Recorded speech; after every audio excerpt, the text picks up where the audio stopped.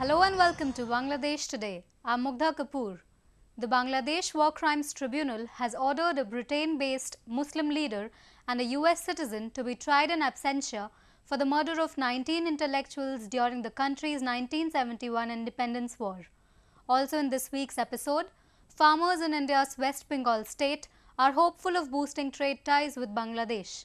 But first, the war crimes trial. The country's International Crimes Tribunal charged Al-Badr members Chaudhry Muinuddin and Ashraf Usman Khan with 11 crimes against humanity charges which include murder, confinement, abduction and torture. The tribunal, headed by Justice Obaidul Hassan, also fixed July 15th as the day to hear opening statements.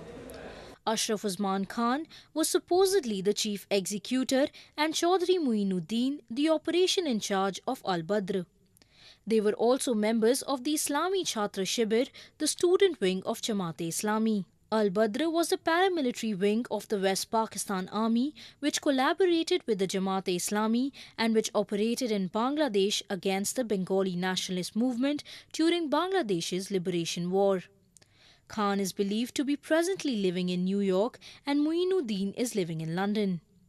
Muinuddin, 64, has held senior posts in many top Islamic organizations in Britain and was also instrumental in setting up the Muslim Council of Britain, the largest group in the UK which represents Muslims. It is very sad that we had to see this year the violence unleashed by Jamaat-e-Islam on a peace-loving population such as ours. It is a pity that this problem has been festering for the last 42 years, and it is a failure of all successive governments as well as us, the civil society and the common population of Bangladesh, that we granted such immunity to such horrible war crimes. I don't think any other country would have tolerated that.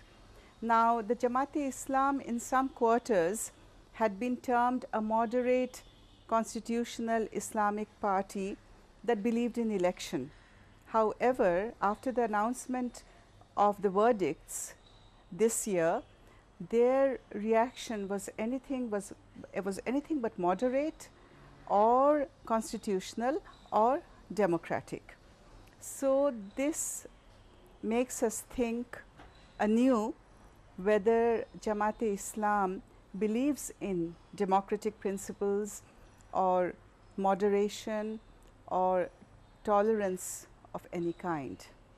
Moreover, I think that the terror that was unleashed by Jamaat, and unfortunately the main opposition party, the BNP, of whom we had a lot of expectations, because really in Bangladesh we do need a strong opposition party, and BNP could have filled in that role.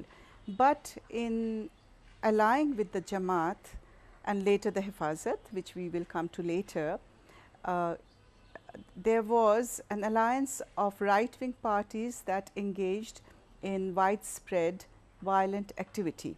And that really violates not only the minorities, the innocent people, policemen were killed, it also violates the basic principles on which Bangladesh was created. Pakistani troops in 1971 attempted to quell a nationalist uprising in the then East Pakistan that was triggered by the jailing of Sheikh Mujibur Rahman. The war ended 9 months later with the creation of Bangladesh after Indian forces helped defeat Pakistan's army. But in the process, about 300,000 people died and about 200,000 women were raped. The War Crimes Tribunal set up by Mujib's daughter, the current Prime Minister Sheikh Hasina, is now bringing to justice the criminals of 1971. I would never for a moment excuse the Jamaat-e-Islam for its role this year. I think they have destroyed what we hold beautiful and sacred in our country, a party which does not believe in the existence of Bangladesh, in the sovereignty of Bangladesh, in the founding principles of Bangladesh. Because way back in 1971, the Jamaat, and I don't know what the Hifazat stand on this would be, I don't think it would be very different, they did not support the emergence of Bangladesh. So logically, a party that did not support the emergence of Bangladesh really has no right to exist, and it should be dealt with an iron hand. But having said that, for 42 years it has continued to exist in our midst. We can't get away from that reality. It would be an ostrich-like attitude to think you can wish it away with a magic wand. So given that it has existed and it has been patronized by certain political quarters, unfortunately, and political parties have tried to use the religion card whenever it suits them. Given that reality, I go back again to the people, like the Shahbag movement. I think that if there is a very effective civil society mobilization, there will be a withering away of right-wing, extremist, obscurantist parties like the Jamaat-e-Islam and groups such as the Hifazat-e-Islam. Before the recent verdict, the tribunal had sentenced Chief Jamaat members like Abul Kalam Azad, Dilawar Hussain Saidi and Kamruzaman to death and Abdul Quader Mollah to life imprisonment. It was the arrogance of convicted Jamaat leader Abdul Quader Mollah that prompted online activists and bloggers to gather at an intersection in Dhaka on February 5th to launch the famous Shahbag protest movement, which had galvanized the whole country. Bangladeshi academician S.M. Imamul Haq hailed the trials of the war criminals accused of genocide during 1971 liberation struggle, even though he expected the verdicts to come much earlier. Well, the verdict that has been awarded, I am happy. I shouldn't say that I am very happy. It should have been declared much earlier. We are unfortunate that since our liberation, the party that was involved in the liberation war was in power for a smaller time. It is very unique in history that the anti-liberation forces were in power for more of the time than the party fought for liberation. So we expected this type of these verdicts much earlier. So anyhow, better late than never. It is coming. We are happy that at least the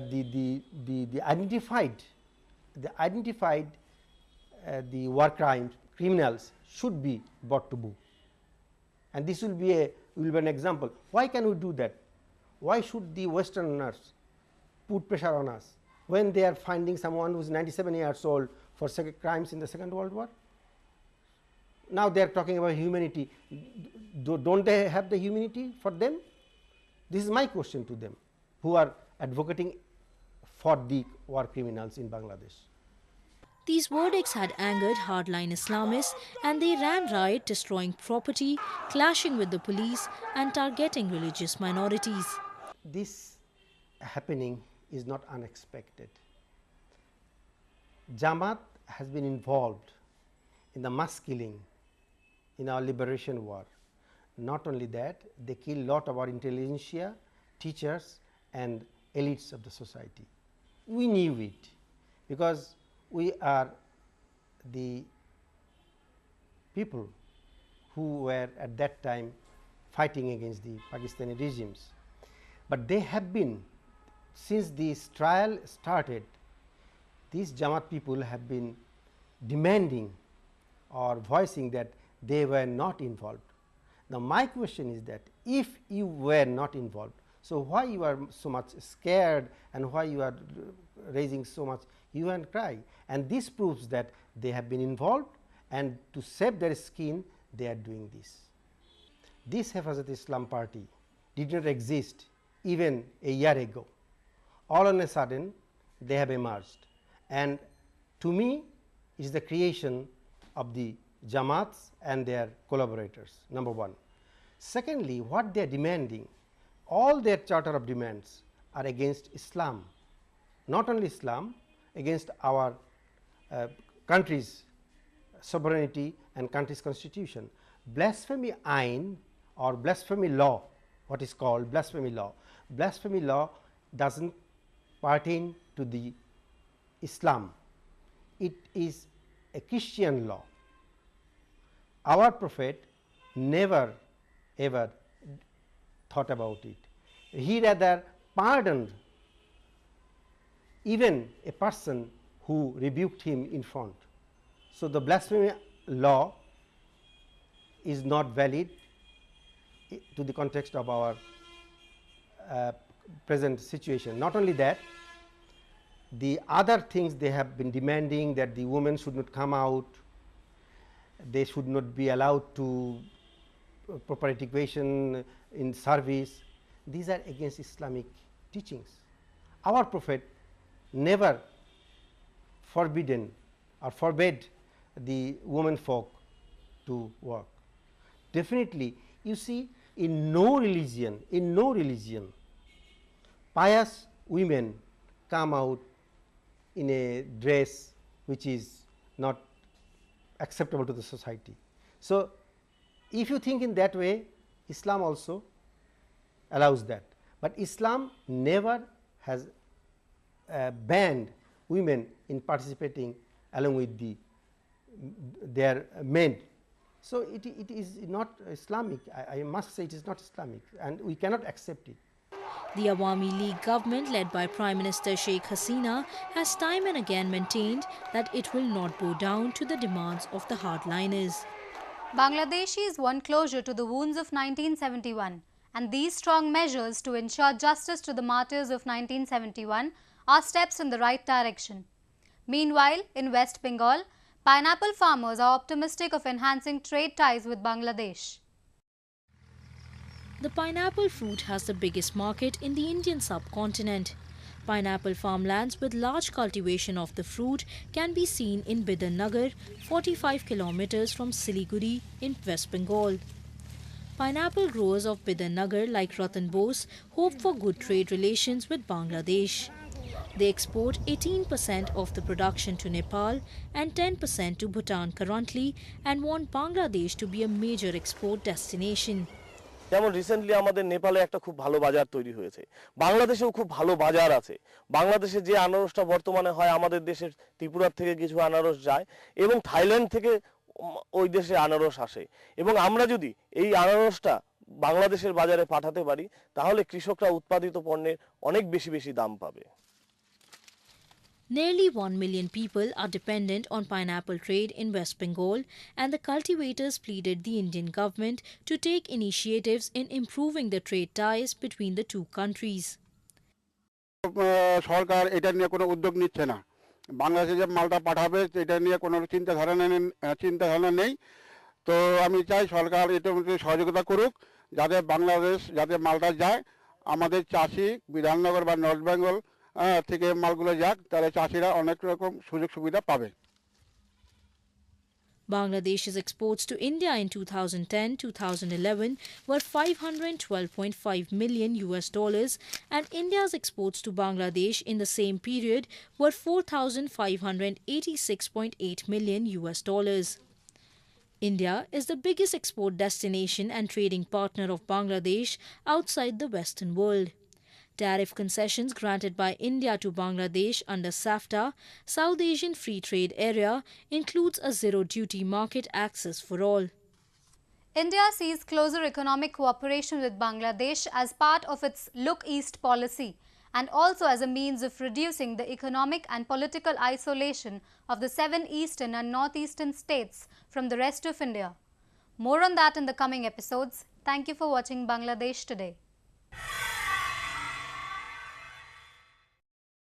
Bangladesh War Crimes Tribunal has ordered a Britain-based Muslim leader and a US citizen to be tried in absentia for the murder of 19 intellectuals during the country's 1971 independence war. Also in this week's episode, farmers in India's West Bengal state are hopeful of boosting trade ties with Bangladesh. But first, the war crimes trial. The country